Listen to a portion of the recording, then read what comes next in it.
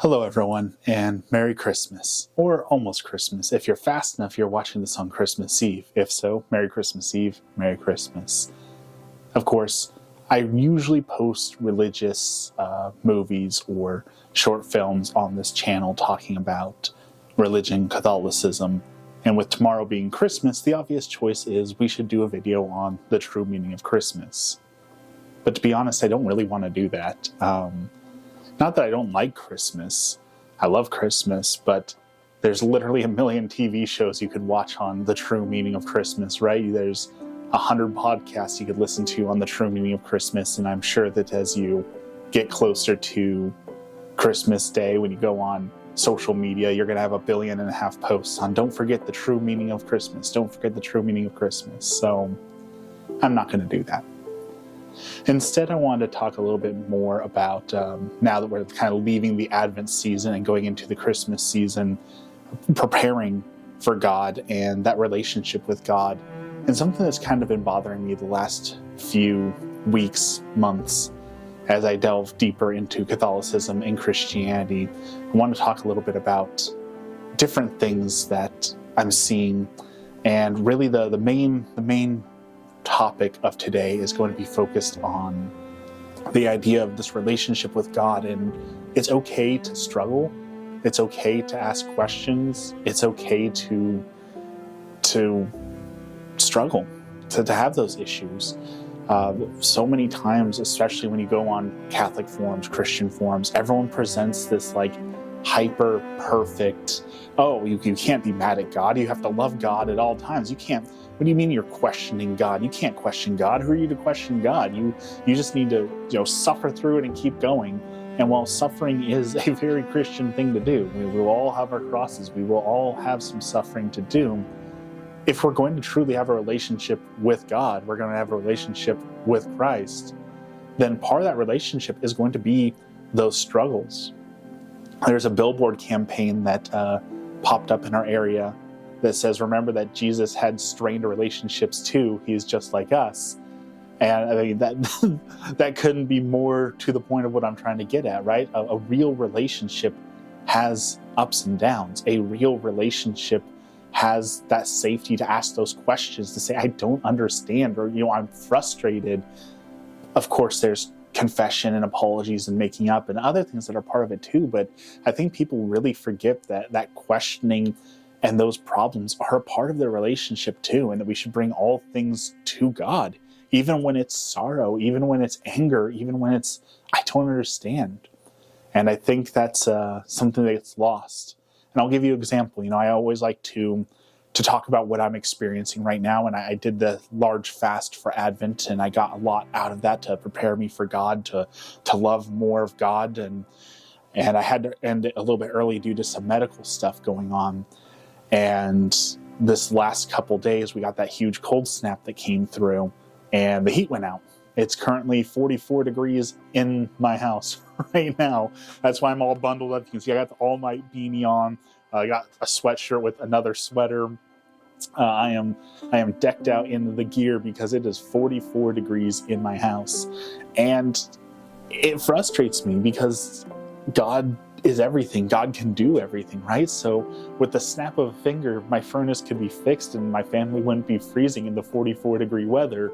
And yet, here we are. Prayers, I won't say unanswered, because no is still an answer, but it's that why? Why does my family need to freeze on Christmas Eve, Lord? What lesson is there? What is there to this? What is it, just a cross to bear? Is it just suffering, that little bit of extra suffering to remind us about Christmas? Why is it happening?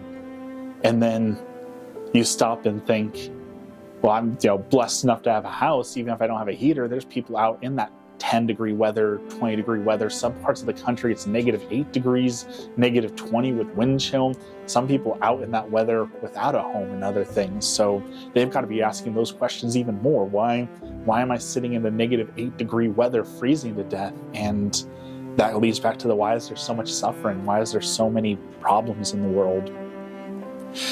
And the thing that has gotten me through it the most, and I know usually I'm going to say, faith, but really I'll give credit to my father here, because my father was a wonderful man, taught me so much in my life. But the most important thing I think he ever taught me was whenever I struggled, I felt like I was getting overwhelmed. A high schooler or middle schooler, school's your whole world. You have all this homework. It's easy to feel overwhelmed. I know looking back at it as an adult, you're like, what, you were overwhelmed by having to do 3 assignments? Like, try having a job and maintaining a family and having kids of your own.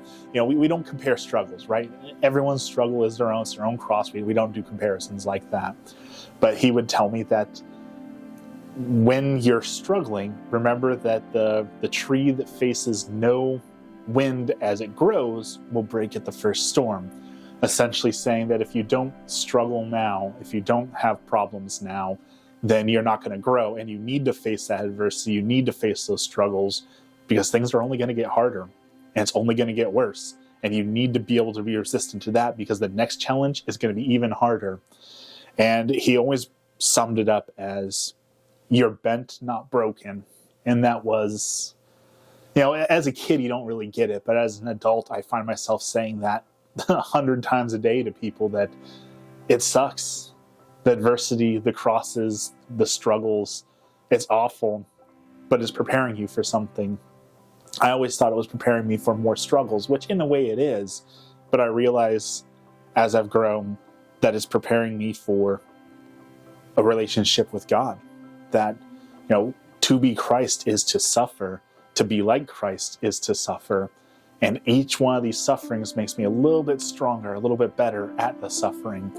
And it's making me closer to God. And so people say this, and I don't think they really mean it, but that we should thank God for our adversity because it makes us stronger, makes us more like Christ. But I find myself kind of feeling like that after questioning, why do we have to go without heat? Why do we have to struggle? Well, there's a lot of people going out without heat, a lot of people going without. And not to be a Debbie Downer, but this is the perfect place to say, it's only going to get worse. We see the economy going down. We see people losing their jobs. We see inflation going out of control. People not being able to afford their everyday groceries. So as much as we want to pray that everything will get better, I fear that it's only going to get worse. And as it gets worse, we're going to have a lot of those questions. And we as a Christian community, Catholic community, can't shut people down and tell them that, but you're not allowed to question God. You should be thanking God that you're even alive. You should be thanking God that you even have a house, even if you don't have heat. We shouldn't discount people's struggles because people need to struggle. They need to feel the breadth of all those emotions. If Christ was, as we believe, fully human, then he must have experienced that full human gambit of emotions and relations. And again, part of that is anger, part of that is questioning, part of that is not understanding. And all those things bring us closer to God. And I think that's a wonderful thing, but it's hard to remember that in the moment. So I guess my point to it all is that when you see people struggling, let them vent it out. Let them talk about what they're questioning God. Don't tell them you can't question God. Don't tell them, there's a plan for everything, so stop whining. Let them experience it. Suffer with them. Offer them that Christ-like ear to do whatever you can to help, but also suffer with them. I think that's one of the most Christ-like things you can do. Give them the opportunity to work through and grow through all these issues, because again, they're only going to get worse. And I hate to say that. It's Christmas. I want that Christmas miracle. I want that Christmas hope. I want things to be better. But realistically, I think we're in for a long road of issues. And for a lot of people who are living paycheck to paycheck, that's only going to get worse, right? As grocery costs go up, as heating costs go up, people are talking about their electric bills went up by 20, 30%. Their heating bills went up by 20, 30%. Groceries are going up 30, 40%. If you were barely making it before, then simple math tells you that you're not going to make it now. And that's really hard. And so not to just dismiss any sufferings. I think it's safe to say that we're going to be facing some wild winds and maybe some storms. But I want you to remember that you too can face it. The human adversity it's amazing what humans can rise to when the occasion calls for it. currently in the Dungeons and Dragons community, there's this big turmoil going on about, playing as elves and different races and racism and bioessentialism, and I'm not going to get into all that. But one of the questions that somebody asked is, well, why do you even want to play as an elf? Like, what is it about being a human makes you want to be a different race in a fantasy setting? And I thought that was an interesting question, and there was a lot of answers, but the point I'm trying to make is that there's a lot of people who like to play humans in those sort of games. And people are saying, oh, that's so boring, you're already a human, why would you want to be a human? But pretty much across all these games, science fiction writers, fantasy writers have all agreed that there's one thing that makes the humans special, one thing that makes humans able to compete with all these mythical creatures that live for thousands of years and have inhuman strength and speed and dexterity and grace. And they've all agreed that humans have this indomitable human spirit that can't be broken, that you can't simply just, oh, well, I'm going to shove them aside and they're going to go off into a ditch and die. No, they overcome and they adapt. You throw humans in negative 30-degree weather, they adapt and they live in those environments. They live in Alaska and Antarctica. You throw them in the 120-degree desert, they adapt. They build homes, lifestyle, culture around that, and they live and thrive in that environment.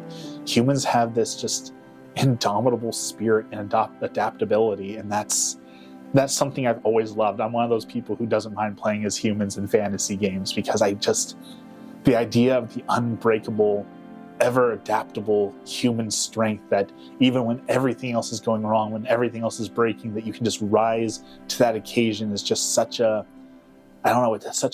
core, wonderful thought to me. It's a fantasy that I love to embrace.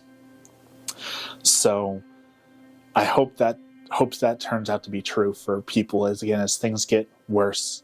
I hope we can truly show that we're adaptable and unbreakable. And, if you need to hear it this holiday season, just remember that you're bent, not broken.